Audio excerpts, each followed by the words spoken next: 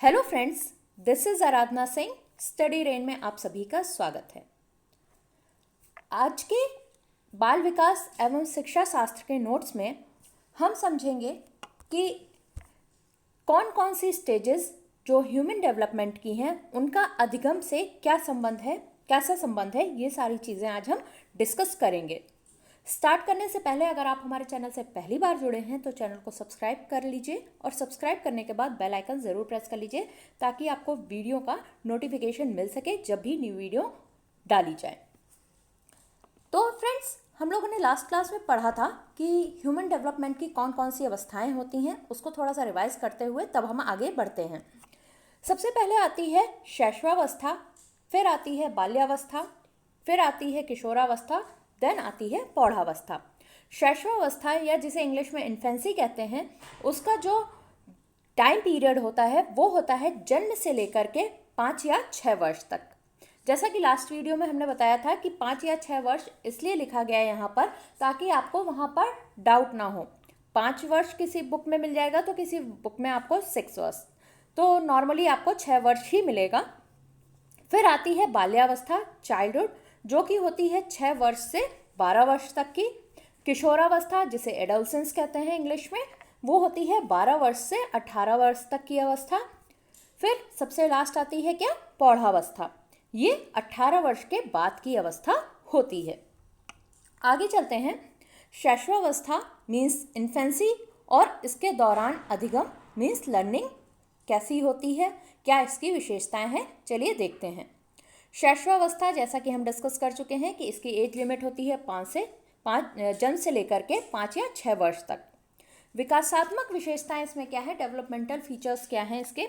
पहली चीज़, मानसिक विकास में तीव्रता होती है, मतलब मेंटल डेवलपमेंट, मानसिक विकास बहुत तेजी से होता है। किस अवस्था में, शैशवावस्था में। जब बच्चा 5 या 6 वर्ष तक का होता है तो इस टाइम पीरियड में उसका मानसिक विकास बहुत तेजी से होता है। शारीरिक विकास में तीव्रता, जो शारीरिक मीन्स फिजिकल डेवलपमेंट है, वो भी बहुत तेजी से होता है, फास्ट होता है।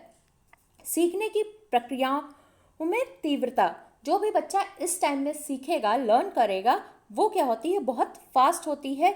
उसकी जो टेंडेंसी है, स्पीड है, वो बहुत जल्दी जल्दी चीज़ों को सीखेगा।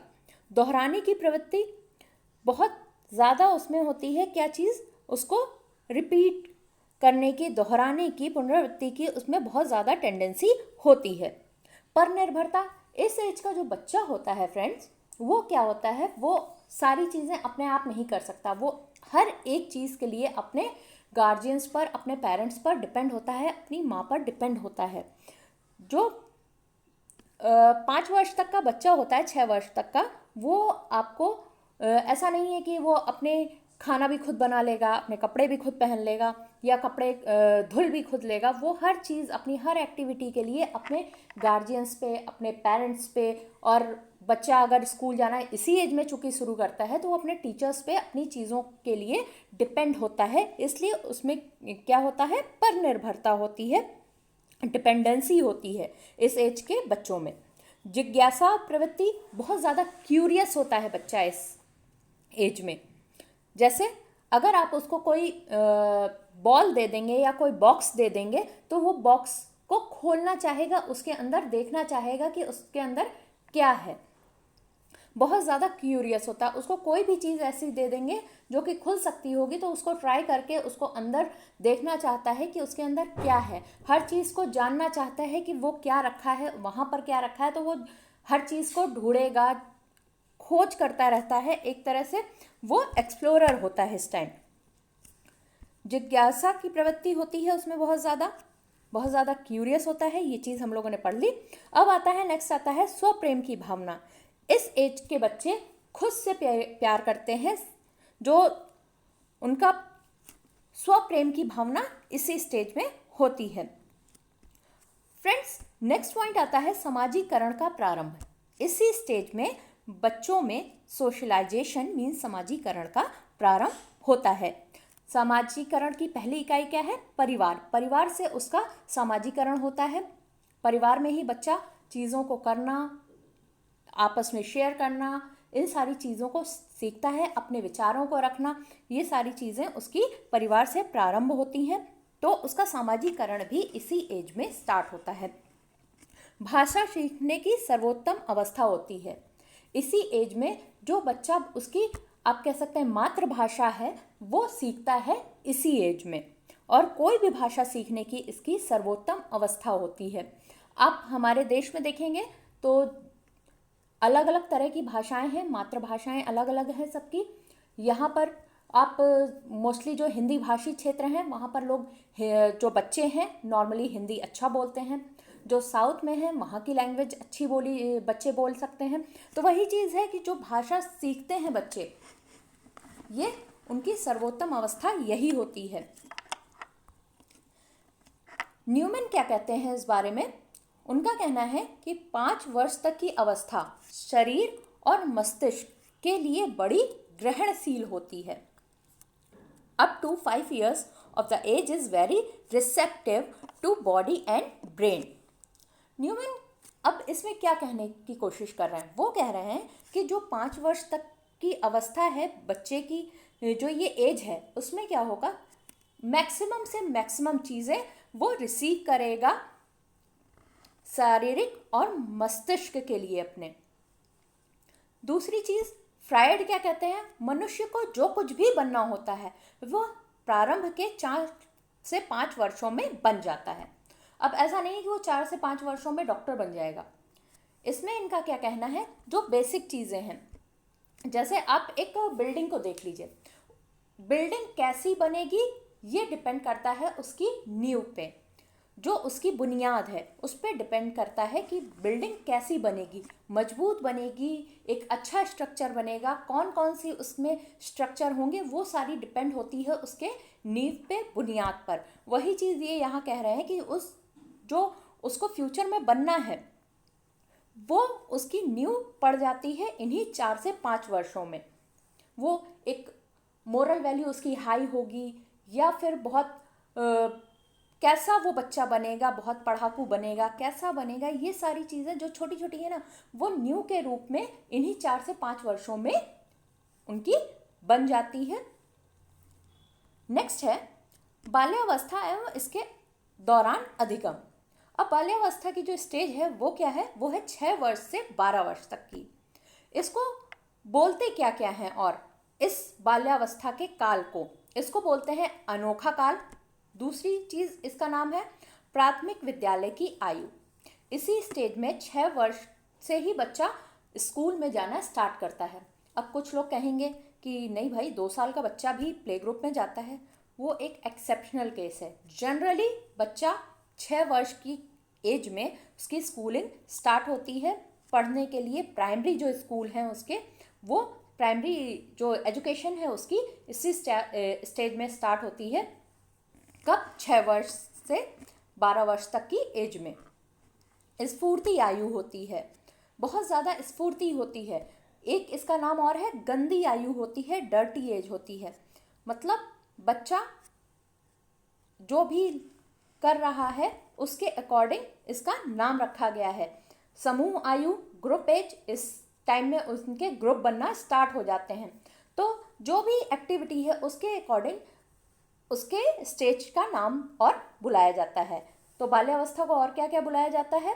6 ईयर्स से लेकर के 12 ईयर्स तक के काल को अनोखा काल, प्राथमिक विद्यालय की आयु, स्फूर्ति आयु, गंदी आयु, समूह आयु। आगे चलते हैं। अब बाल्यावस्था एवं इसके दौरान इसी ड्यूरेशन में लर्निंग या अधिगम कैसा होता है, क्या विशेषताएं हैं? फ्रेंड्स, हमने अभी शैशवावस्था में देखा कि शारीरिक और मानसिक विकास में तीव्रता होती है, बहुत तेजी से विकास होता है। जबकि बाल्यावस्था में क्या होता है, थोड़ी स्थिरता आ जाती है, धीमा हो जाता है कंपैरिजन शैशवावस्था। तो इसलिए इस यहाँ पर बोला गया है कि इसमें स्टेबिलिटी आ जाती है, थोड़ी धीरे हो जाती है जो ग्रोथ है इसकी। इस अवस्था को 2 भागों में बांटा गया है। कौन कौन सी है बाल्यावस्था को? पहली आती है वो है संचय काल, एक्यूमुलेशन पीरियड जिसे कहते हैं। और इसका जो टाइम है, एज कब से कब तक होती है? वो है 6 वर्ष से लेकर के 9 वर्ष तक, 6 to 9 ईयर्स। सेकेंड आता है फिर परिपाक काल, मेच्योरिटी पीरियड, 9 साल से लेकर के 12 वर्ष तक की आयु को बोलते हैं परिपाक काल।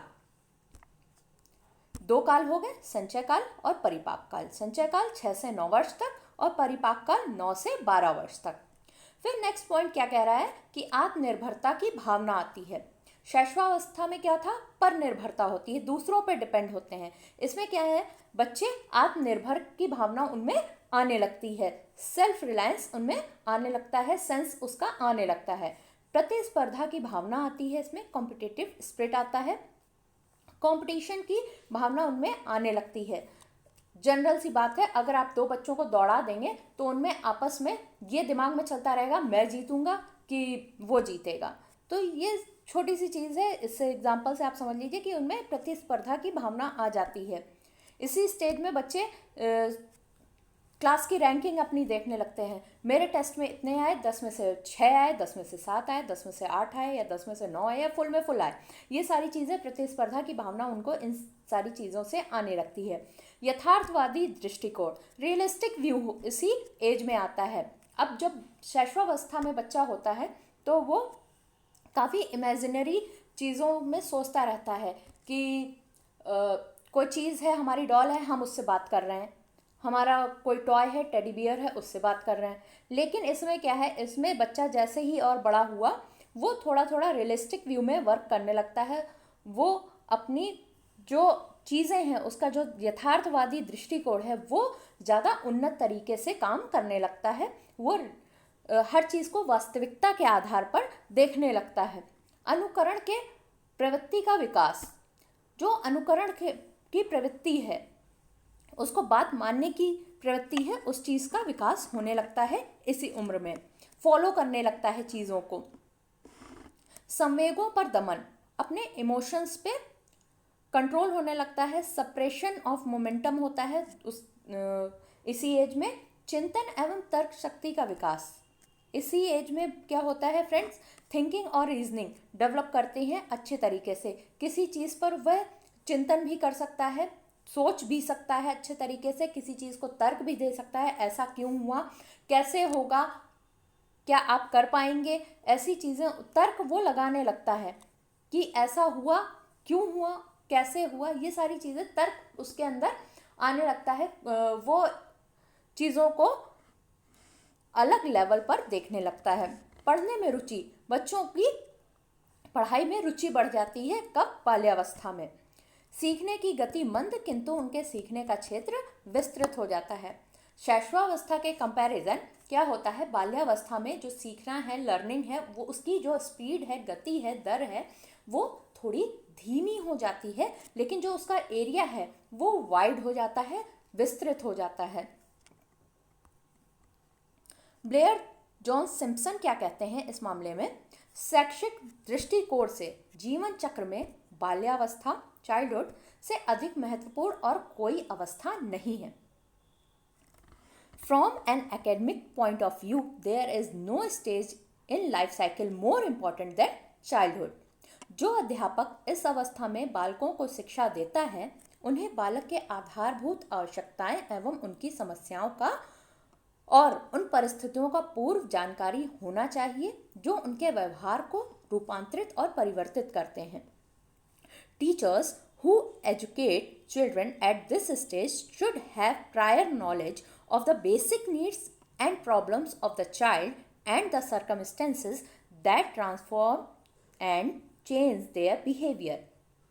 इस अवस्था में बालक के जीवन में स्थायित्व आने लगता है और वे आगे आने वाले जीवन की तैयारी करने लगते हैं। At this stage, the child's life begins to come to a standstill and they start preparing for the life to come.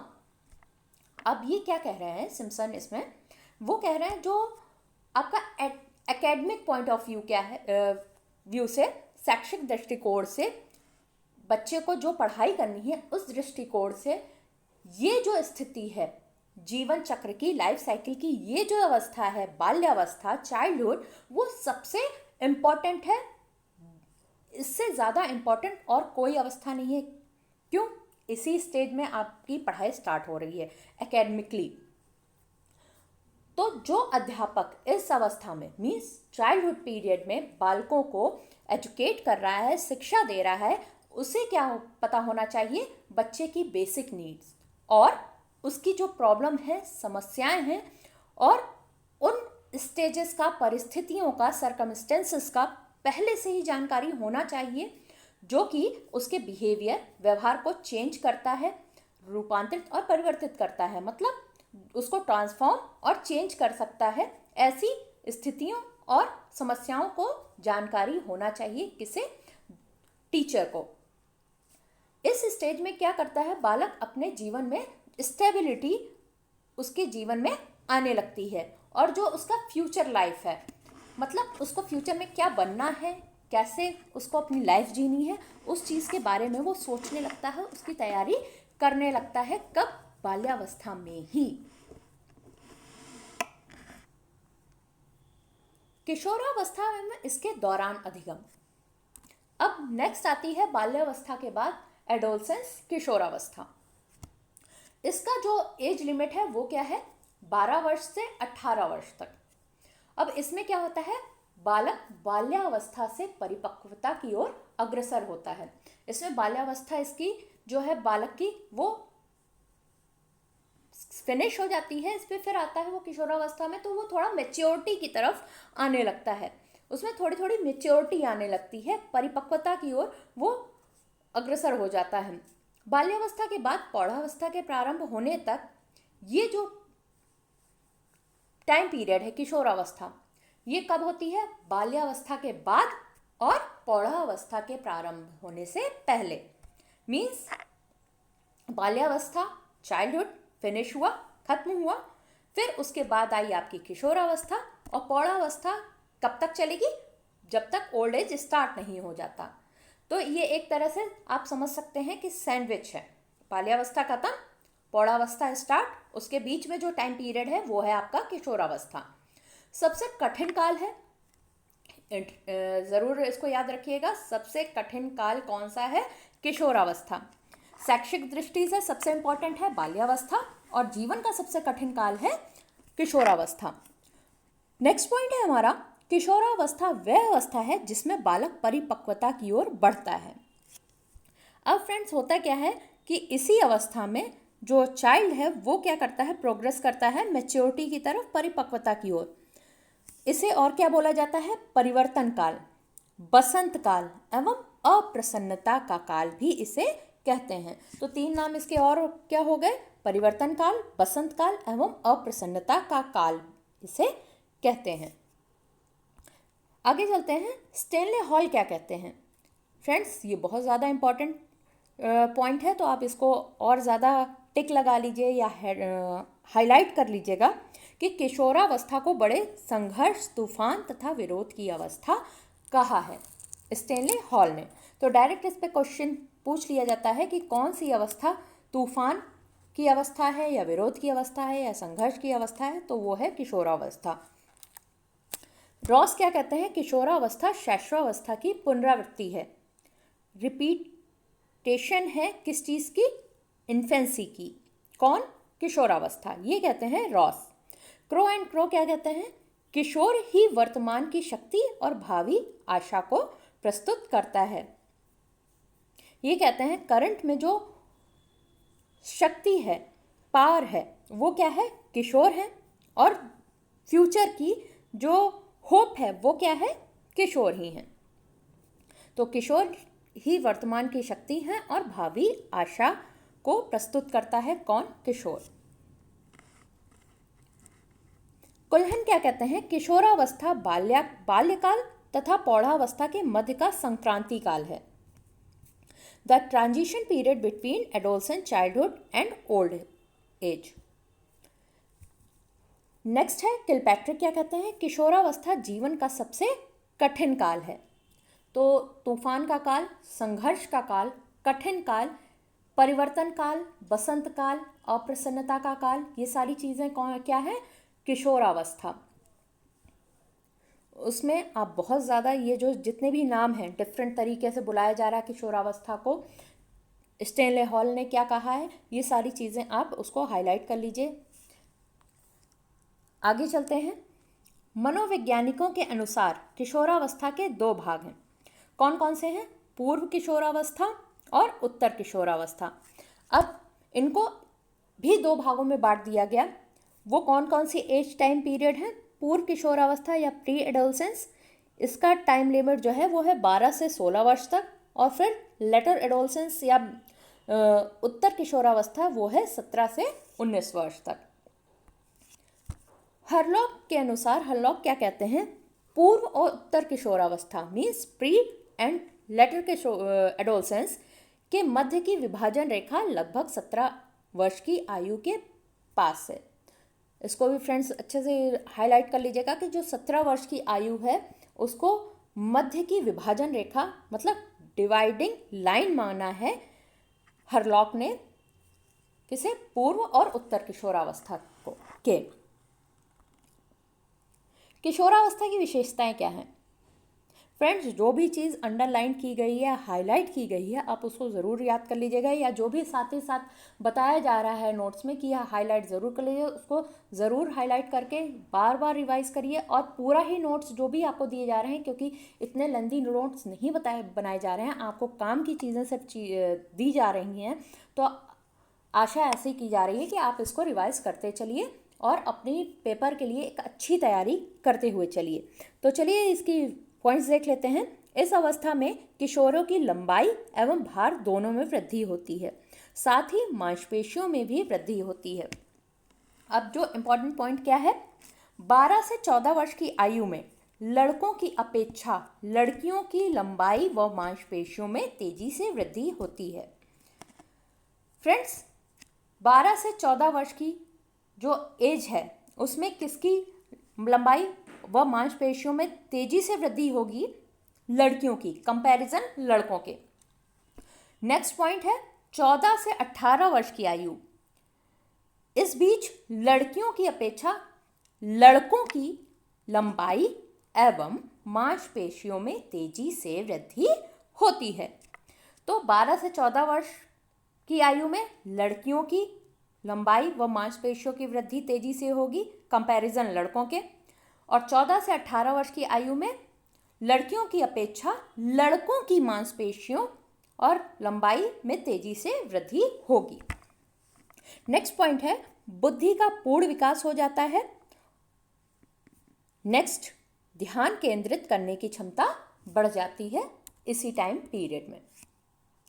Next है हमारा स्मरण शक्ति बढ़ जाती है, मेमोरी इंक्रीज होती है, स्थायित्व आने लगता है, स्टेबिलिटी आने लगती है, मित्र बनाने की प्रवृत्ति बढ़ती है, फ्रेंडशिप ट्रेंड इंक्रीज होता है, बहुत ज़्यादा जो प्रगाढ़ मित्रता है इसी एज में होती है, सामाजिक संबंधों में वृद्धि होती है, यौन समस्याएं इसी टाइम आती हैं क्योंकि इसमें हार्मोनल जो चीज़ें हैं वो काफ़ी इफ़ेक्टिव होती हैं, हार्मोनल अप डाउन्स काफ़ी होते हैं इसी एज पीरियड में।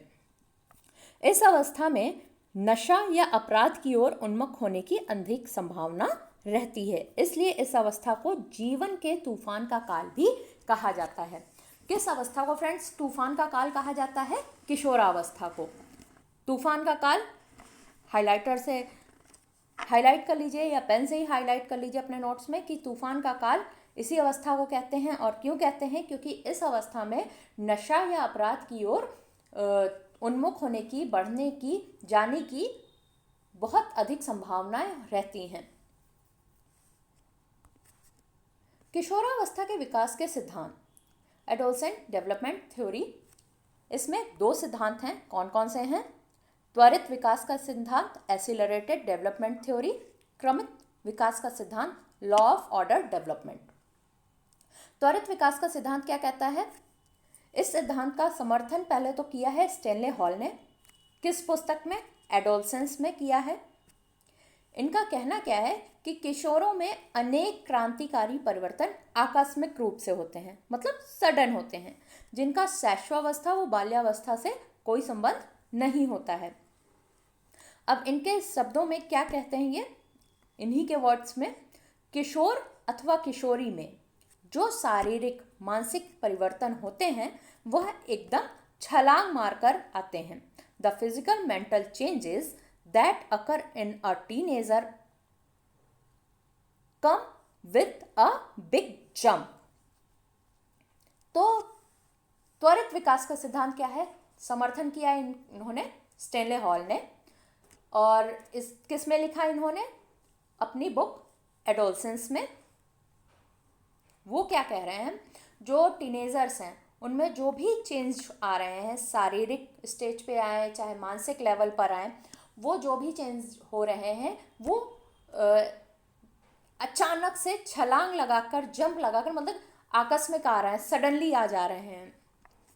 ये कहना है किसका, स्टेनले हॉल में ने, और किस सिद्धांत के अंतर्गत, त्वरित विकास के सिद्धांत के अंतर्गत. फिर आता है क्रमिक विकास का सिद्धांत, लॉ ऑफ ऑर्डर्ड डेवलपमेंट. जैसे कि नाम ही बता रहा है कि क्रमिक मतलब क्रम से होना, स्टेप बाय स्टेप होना कोई भी चीज़. तो इसके समर्थक हैं थॉर्नडाइक, किंग और हॉलिंगवर्थ. इनका क्या मानना है, किशोरावस्था एडोलसेंस में मानसिक, शारीरिक और संवेदात्मक परिवर्तन, मतलब मेंटल, फिजिकल और इमोशनल जो भी चेंजेस आ रहे हैं, वो फलस्वरूप जो नवीनताएं दिखाई दे रही हैं, इन सारी चीज़ों के फलस्वरूप जो भी मानसिक, शारीरिक और संवेदात्मक परिवर्तन के फलस्वरूप जो भी नवीनताएं दिखाई दे रही हैं, जो भी चेंजमेंट दिख रहा है, वो एकदम ना आकर धीरे धीरे क्रमशः आती है. अब थॉर्नडाइक, किंग और हॉलिंगवर्थ, ये तीनों महोदय जो हैं वो कह रहे हैं कि अचानक से नहीं आती है क्रम से आती है, स्टेप बाय स्टेप आती है, धीरे धीरे आती है. स्टेनले हॉल कहते हैं वो अचानक से आकस्मिक आती है, जंप करके आती है, जबकि थॉर्नडाइक, किंग और हॉलिंगवर्थ अपने क्रमिक विकास के सिद्धांत में वो कह रहे हैं, समर्थन इसका करते हुए, कि क्रमशः धीरे धीरे आती है, एकदम से आकर ना आकर. तो ये हुए दोनों विकास के सिद्धांत. आज के लिए इतना ही फ्रेंड्स. आप हमसे फेसबुक और टेलीग्राम पर भी जुड़ सकते हैं. इनका लिंक डिस्क्रिप्शन बॉक्स में दे दिया गया है, और अगर अभी तक हमारे चैनल से सब्सक्राइब आपने नहीं किया है तो चैनल को सब्सक्राइब कर लीजिए और बेल आइकन ज़रूर प्रेस कर लीजिएगा. ये लाल रंग की जो सर्किल में घंटी बनी हुई है उसको ज़रूर प्रेस कर लीजिएगा, ताकि आपको न्यू वीडियो का नोटिफिकेशन टाइम टू टाइम मिलता रहे.